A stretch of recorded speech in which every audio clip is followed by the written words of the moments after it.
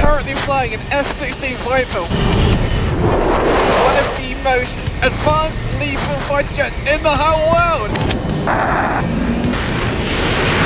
At 1,000 miles an hour, over 40,000 feet up in the air. This is going to be a crazy video.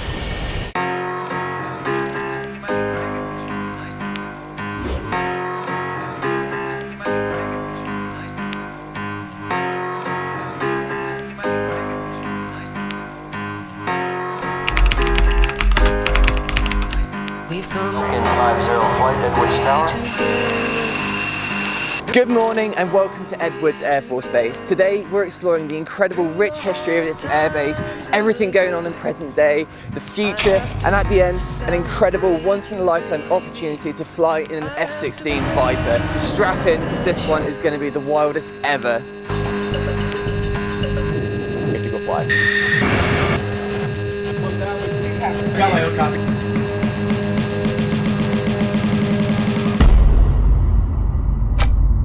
But before we get to the flying, we need to unpack why Edwards Air Force Base is one of the most extraordinary places on Earth for an opportunity like this. Because the story doesn't begin in the cockpit, it begins with the mission. Every day, the men and women here work to test, evaluate and refine the aircraft, systems and technologies that will eventually find their way into the hands of America's warfighters. Through a partnership of active duty airmen, government civilians and private industry, the combined test forces at Edwards serve as the proving ground where ideas become capabilities and where the future of air power is forged. But to understand why flight test happens here and why Edwards became the centre of the aerospace testing universe, we have to start with the very ground it's built on, a vast ancient lakebed in the Californian desert that would go on to become one of the most famous pieces of real estate in aviation history. So this is the iconic Rogers Dry Lake bed. So many incredible things have happened here over the course of history. Chuck Yeager broke the sound barrier above here many years ago. The Space Shuttle landed here, and this is in fact the longest runway in the world. It's truly a great place to do flight tests. This is where we came to break Mach 1, Mach 2, Mach 3, and then in 1 year with one airplane with one pilot, Machs 4, 5, and 6. And then just a few years after that, we'd set the still standing record for manned powered level flight at Mach 6.7 in the X-15. The great thing about working at Edwards as a historian is the sheer breadth of aircraft that we have here, that we have flown in the skies here. This backdrop is just a part of it. The SR-71, of course, one of the fastest air-breathing airframes to have ever been built. This is a perfect place to fly it. But from Chuck to the Space Shuttle, what are some of the most significant things that have happened here? If there's any development in aerospace technology since basically the Wright brothers, it has some connection here. America's first jet plane took off from the northern end of our lake bed.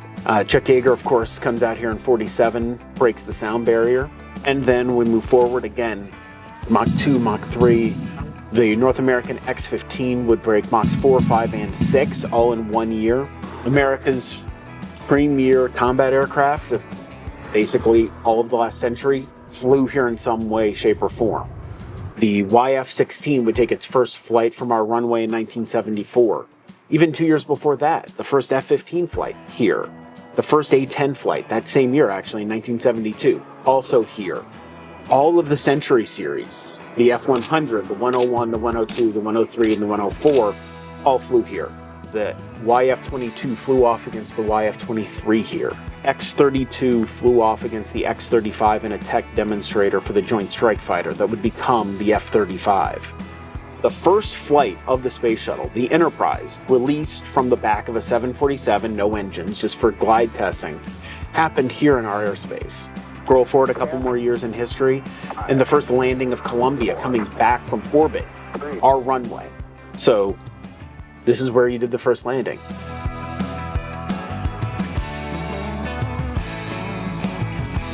Edwards built its name by pushing beyond the known limits of flight, and out here in the Mojave, that same mission is still alive today. This isn't just a place where aviation history happened, it's a place where aviation is still being shaped today. It all feeds into one mission: to push aircraft to the edge, understand exactly how they behave, and make sure the warfighter never has to discover those limits for the first time in combat. That mission belongs to the 412 Test Wing and the people at the centre of it: pilots, engineers, experts. So with the history of Edwards behind me, it was time to see exactly how that legacy continues today. We're in the 416th Flight Test Squadron, and we're in the Squadron Heritage Room here. So Edwards is kind of the home of flight tests, specifically in the Air Force, and that's really the foundation of what the 416th Flight Test Squadron is here to do. Hold short, runway 23 left. Squall 31, taxi up to hold short, 23 left.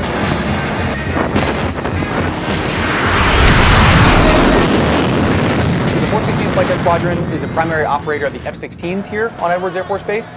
We do a lot of test support, chase, photo, and safety chase missions. So a lot of the sorties we fly, we are not the ones testing something, but we're there to provide for either safety or documentation of things. So that could be flying next to another aircraft, releasing a weapon, going as fast as they've ever gone for the first time possibly. It allows us to get exposure to a lot of, if not all of, the other test programs on the space, from other fighters to bombers, transport, tanker aircraft. Some of the really exciting things, at least that I've been able to be a part of, is working with the B-21. Obviously a very new effort, being able to chase that, see that in a very early stage.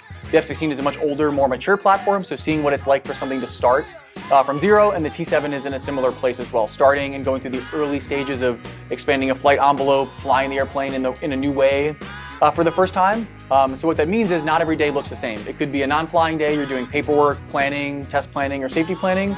You could be here at 3 o'clock in the morning, you could be here flying tonight like I will be tonight.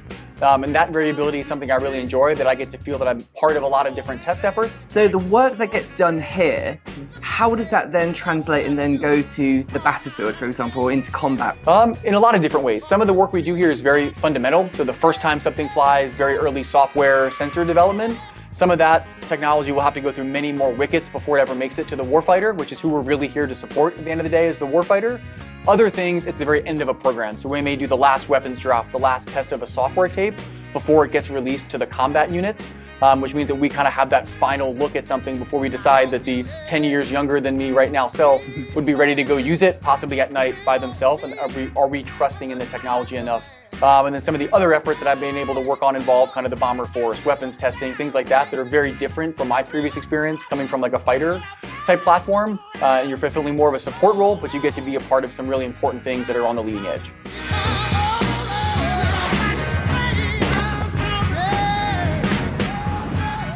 But beyond the pilots, hardware and cutting-edge tech, Edwards is powered by a combined test force. Not just military personnel, but civilians and contractors working side by side. To understand what that really means, we're going to speak with a flight test engineer. So, first question, what's your job? I mean, you're a civilian on the military base. Can you talk a bit about that? Yeah, so I work at the 416 Flight Test Squadron. I'm currently operations tech expert, but my background is flight test engineering. Flight test engineering is one of those ones that depending on the organization, you could have different responsibilities.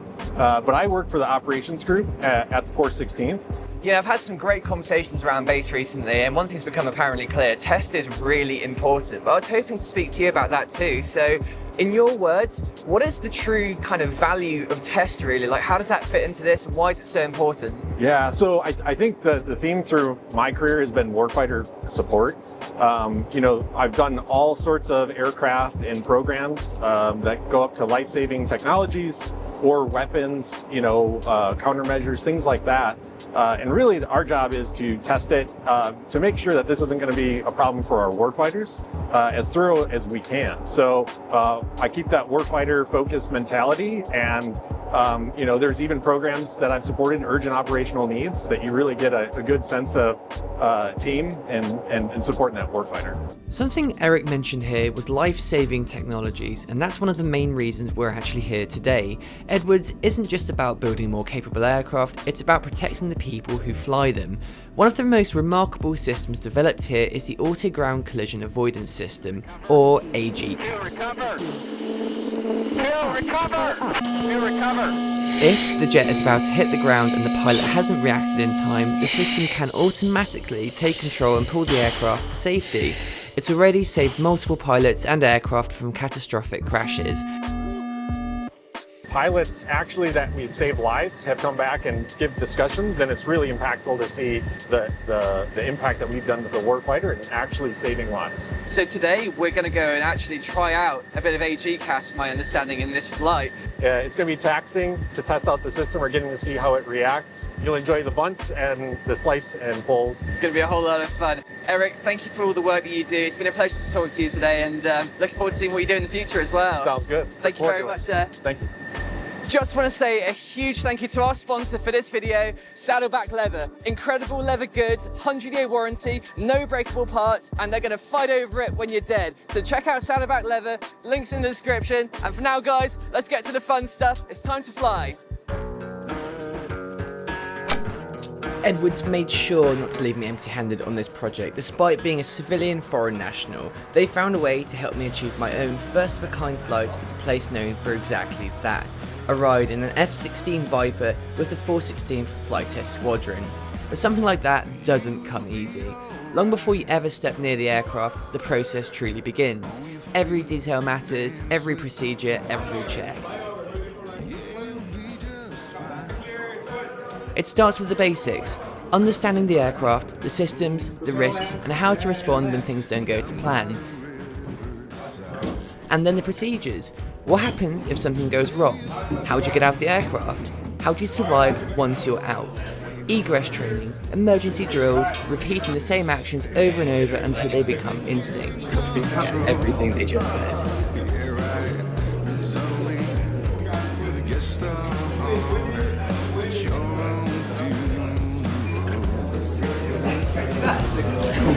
Then comes the physical side, medical checks, making sure your body can handle the altitude, the G-force, the pressure, equipment fitting, making sure everything works exactly as it should, down to the smallest details, the G-suit, the helmet, the oxygen system.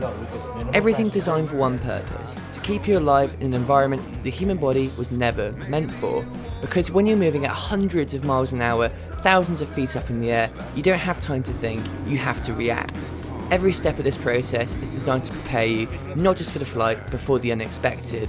Because once you're strapped into that cockpit, once the canopy comes down and the engine spools up behind you, there's literally no turning back.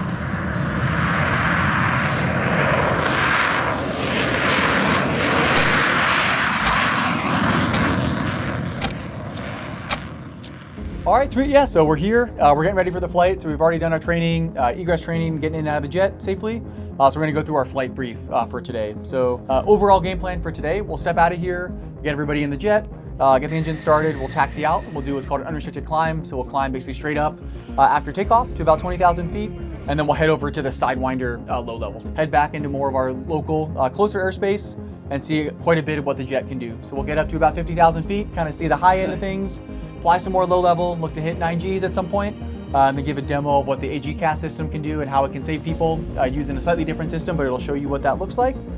Come back for a tower flyby, kind of get a real close look at the lake bed from the air this time, and then come back in for a few landing patterns. So try to go high, low, fast, slow, see kind of the whole Mach and G regime that we can today to give you as best look at the F-16 as we can. Oh my god, that's like literally everything and everything you can do in F-16. I mean, are we missing anything from that? No, that's pretty much it. So of the times you can get to go see it, we got pretty good day weather-wise out there, great airspace out here to see what the jet can do. My god, I cannot wait. What's the plan now then? So the plan now is we'll just have a quick kind of more discussion, make sure the jet is ready to go. Once the jet is ready for us, we'll step out the door here and go to where all of our flight gear is held, get our G-suits, harness, helmets, make sure we have all the equipment we need. From there, we'll walk out to the jet and we'll make sure we take our time getting everything strapped in, getting cameras, all that set up. And then from there, will basically be a normal ground flow for us. So we'll be talking with the maintenance guys on the ground to get the jet started, do some pre-flight checks on the ground before we taxi out. And then from there, it's pretty quick to take off and we'll get going with the sortie. So it basically takes us about an hour from when we step out the building to take off. So pretty quick. All right, let's roll. Sweet.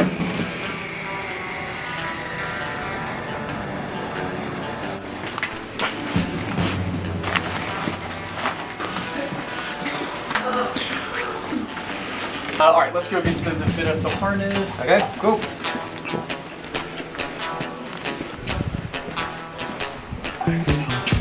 When they drop down, you can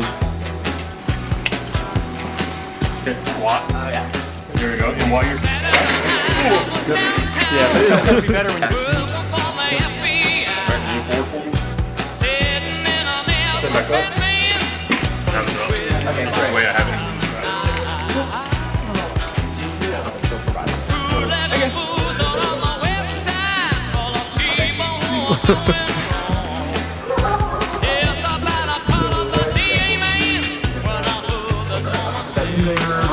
and then we'll take this, we'll roll it up. Yes, we'll walk out to the gym. Okay, cool.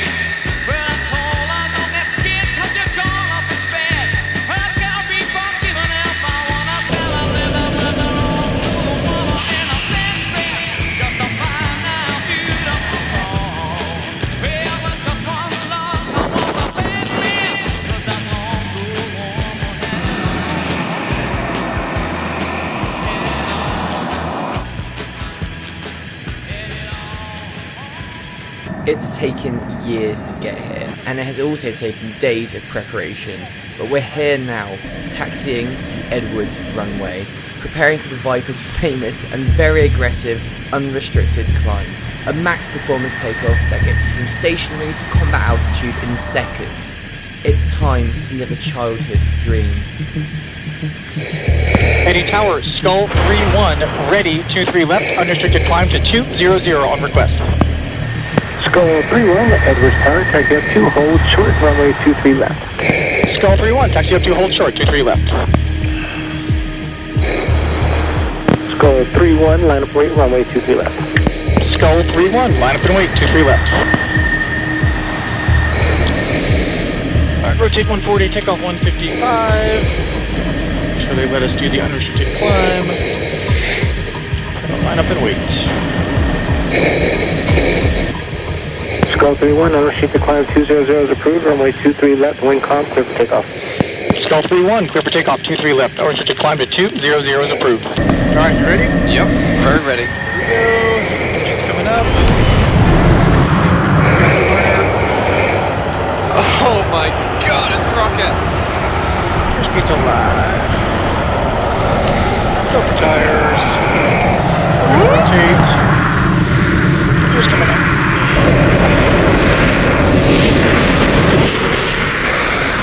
Oh, wow. Gears up, lights out. There's 300.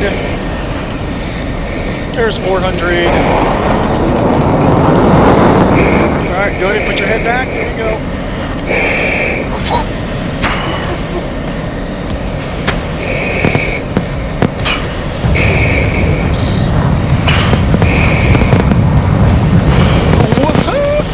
Sport Skull 3-1 is airborne, passing 1000 for Sidewinder. Oh yeah! Sweet. Oh my god! That's awesome. Alright, what'd you think? That's unbelievable! Wow! Alright, so I'll tell you what, we're going to start working our way over towards Sidewinder. Yep. So basically just keep us pointed kind of roughly this way. Okay. And you ready to fly? Yep. Oh right. yeah. You have the aircraft. Okay. Hash just handed the controls of the F-16 over to me, a moment I've dreamed of my whole life. Immediately I noticed how incredibly responsive the Viper truly is. Tiny bits of hand pressure on the stick can unleash the full roll rate of the jet and turn performance. Every movement of the jet controlled by tiny bits of hand pressure that don't move more than a quarter inch. It truly feels like it can take you anywhere and does whatever you think. You can do a roll if you want. Just Yeah. Alright. Woohoo! Oh yeah! Oh my god!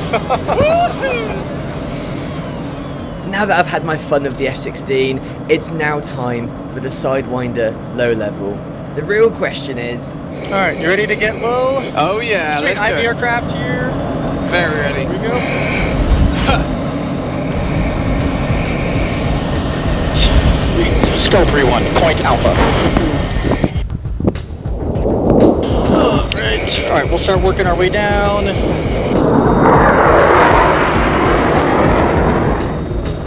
We're now entering Sidewinder Canyon, one of the most famous low-level training routes in the US, and probably the whole world. At speeds approaching 500 knots, the F-16 is covering more than 8 miles every single minute. What makes low-level flying so demanding isn't just that speed, it's the constant workload. Hash out front, constantly reading the terrain, monitoring the jet, navigating the route, and planning several seconds ahead at all times. It's very difficult, but an essential part of becoming a fighter pilot.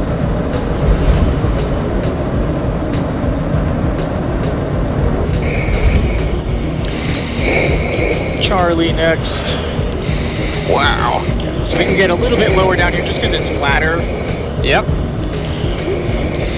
So if you look in the HUD, you see those little kind of chevrons on the side that peek in? I see him.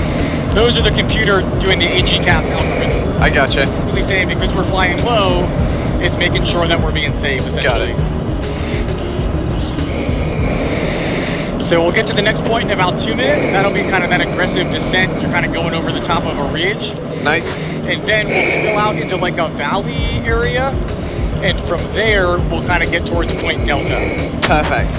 A few minutes ahead of us is an iconic mountain known as Haystack, where aviation spotters frequently take photos of jets as they pass by. For our project, many of the local spotter community agreed to help us film as we made our part. Spell 3-1, point Charlie, 500 feet, 500 knots. Oh yeah, I see it. Alright, I'm gonna go ahead and move to Point Delta. Give myself some turning room. Alright.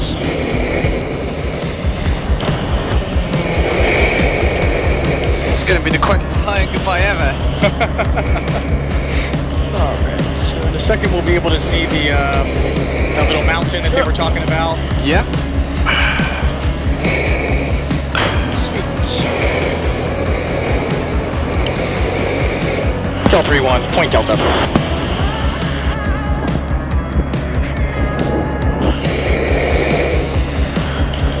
See him. Hey guys. Hey guys. Sweet.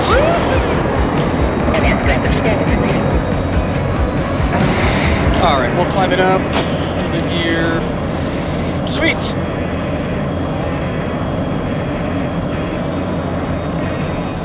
Now, it's time to get some altitude. This is where, in the same airspace as Chuck Yeager, we're going to break the sound barrier and go supersonic for the first time in my life. Beyond that, we're going to push the Viper to 50,000 feet, where we expect to see the curvature of the Earth. So we'll just kind of keep this slow climb going. This is actually a good direction to point. Cool. And by the time we get into the airspace where we're allowed to go supersonic, if we keep pointing this way, we'll have climbed up pretty high, and then we'll, just to save some gas, we'll use the afterburner at the end. All right. Just to get up to 50, and then we'll get as fast as we can. Okay. Sweet. Okay, this should work out pretty good. So we are as high as a commercial Yep. airliner would go right now. Yep, so they cruise, like 30 to 40. Yep, so this is about what, an airliner would see. Wow. Normally we cruise in like the 20s. We're in a very low drag config right now. When we're carrying fuel tanks and missiles and stuff, we just can't get up this high. My God. Not necessarily a bad thing, but So this is about as high as we would normally cruise. And we got a long way to go. Yep.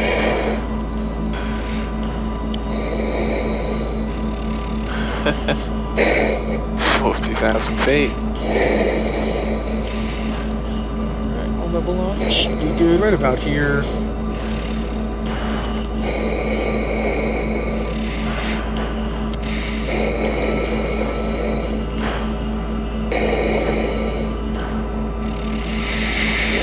And then one thing you'll notice, so the faster you go, the faster we can go faster. Yeah. So right now the speed's ticking up pretty slow. Once we get close to, and then especially over the speed of sound, it'll tick up a lot faster. Got it. And we're limited in this configuration to 600 knots, or up this high, Mach 1.6.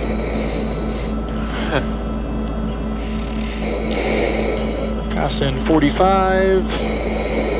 At this altitude, we're flying deep within the stratosphere, the second layer of Earth's atmosphere. The air is incredibly thin, temperatures can plunge below minus 50 degrees Celsius, and we're among the highest people on the planet. This is a realm of flight that very few people will ever experience. Let's see, and just for gas here, we'll just start our acceleration, so 48,000 feet.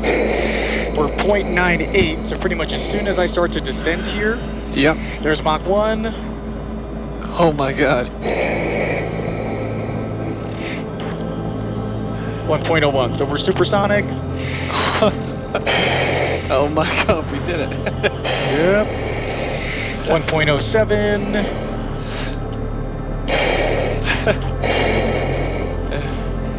There's 1.1.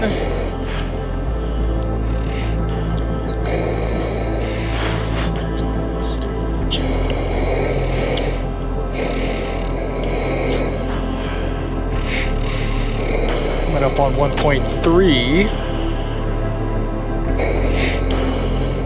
Feel a little bit of rumble. Yep. That happens sometimes just because you're going really fast, obviously. Yeah. No joke. There's 1.4. When do we hit 1,000 miles an hour? About 1.5. So we're almost there. Speed.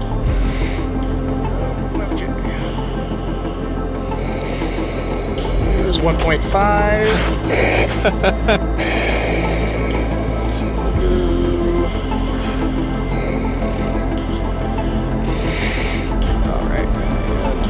Alright, here we go. We're going to pull it back. That's 1.58. And we're going to turn for the airspace. So here we go. Alright, you ready to fly? Yeah, always. Alright, you have the aircraft. I have the aircraft. So just keep this left turn going. So you're still supersonic, so just keep pulling. Keep pulling a little bit more. Okay. There we go. Yep. Just about like that. We're just about now. We're back to subsonic now. Sweet. With the sound barrier broken, 50,000 feet altitude target achieved, and 1,000 miles an hour speed goal hit, it's time to try out the life-saving GCAS system, and then the most physically challenging part of this flight, pulling 9G. Having never pulled more than 7.5G before, I knew this would push me to the limit, but has everything I've done over the last few years prepared me for this? We're gonna find out. We're actually now supersonic again, just because we're descending, but it's fine. And then we'll just look for a place to descend. We'll demo some of the GCAS stuff, enough to do the 9Gs if you're feeling up to it. Oh yeah, I'm well up for it. Hash just mentioned there that we were back supersonic, meaning we broke the sound barrier for a second time, but I was on the controls when that happened. So, somewhere over the Mojave Desert, I flew an F-16 through the sound barrier. That's a sentence I never imagined I'd be able to say. Okay, so, let's see, how you feeling? Yeah, I'm feeling good, man. Sweet. So the first thing I'll kind of show you here would be what GCAS would kind of look like. So, we're stuck low, so we're not going to do a lot of aggressive maneuvering, but imagine that I was maybe going to point the jet at the ground to shoot the gun or something like that. Yep. So let's say I roll in kind of this way. Yeah. I think that I'm going to point the jet at the ground to shoot the gun. I get distracted, something goes wrong. That's what happens. Nice. So Wow. the jet, as soon as those chevrons meet, says, nope, I've got it, and pulls you up away from the ground. That's really impressive. Yeah, so we'll do one more here. So if I was gonna point at the ground, kind of got distracted, didn't know what was going on. very quickly. Yep. Nice. So it's pretty snappy. Yeah, very. Cool. All right, so we have a little bit of gas left. Are you feeling up for 9 Gs here? Oh yeah, let's do it. Okay, I'm gonna offset to the left a little bit here. We're gonna get some speed. Basically, I'm gonna roll to the left and then I'm gonna pull to the left in a hard turn, all right? Okay. So, make sure that your mask is tight. Yep, And that you're ready to squeeze your lower body. Okay. Okay. All right, you ready to go? Yep, okay. Here we go.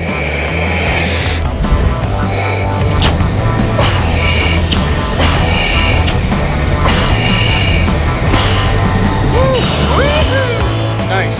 Oh yeah! What did we actually get to? Like right about pretty much exactly 9. Nice. Don't be 1, 2, 9, or 6. All right, we'll do one last kind of harder turn here. Yep. To the left.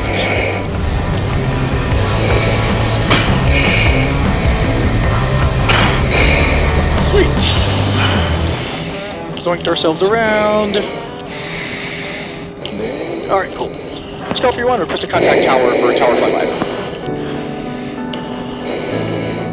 Having survived 9G, the last thing left to do in this flight is the Edwards Control Tower flyby. With a low approach over the lake bed, we're going to hit the afterburners one last time and return home in style.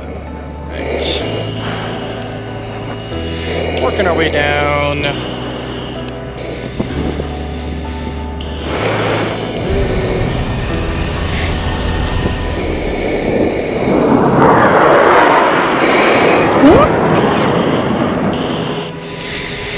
Everyone, request right close, stop, 2, 3, ready.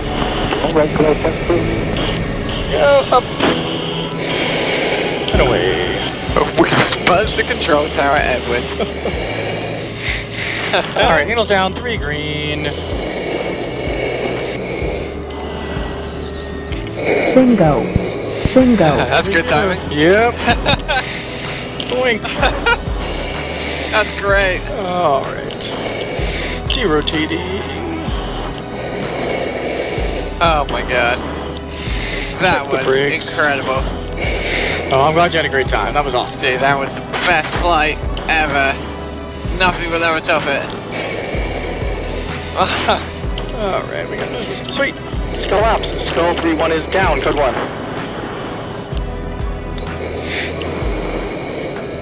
Oh, what an evening as well. Oh, wow. yeah. Yeah, that's just amazing.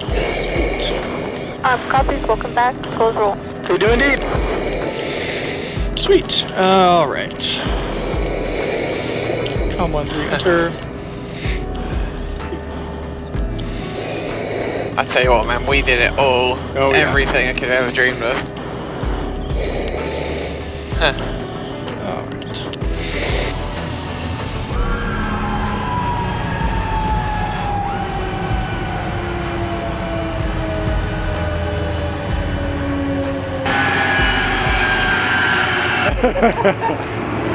That was crazy. Good job. Just Congratulations. Thank you, Louie.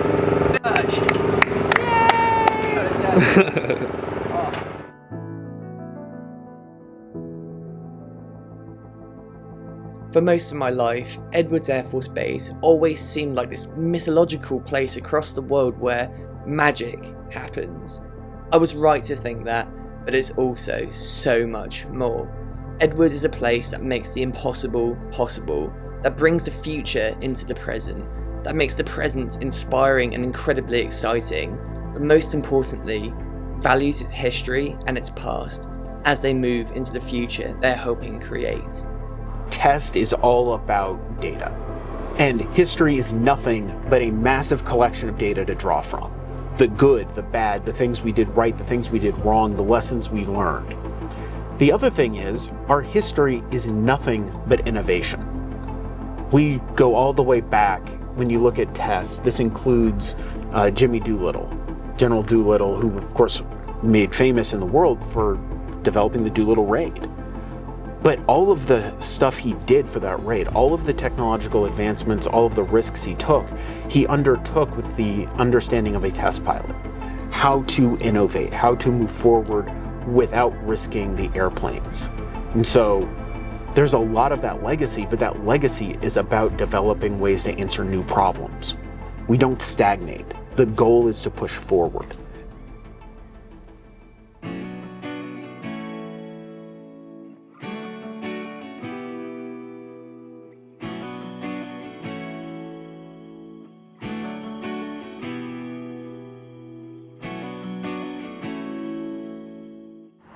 And with that, guys, that wraps up another incredible adventure.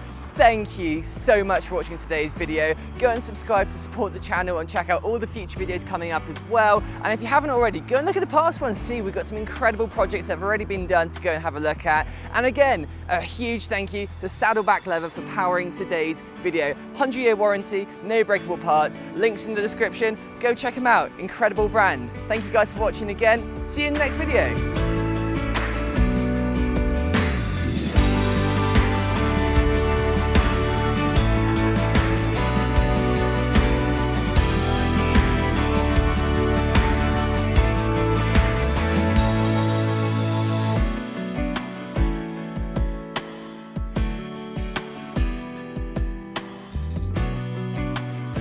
If you'd like to learn more about the people and mission behind Edwards, I've also interviewed Brigadier General Douglas Wickett, Colonel Marianne Carlin, Lieutenant Colonel Charles Brantigan, and Jessica Peterson on the Talk 4 podcast, all who delivered fantastic interviews on leadership, history, the mission behind test, GCAS, and the combined test force. You'll find links to those conversations below.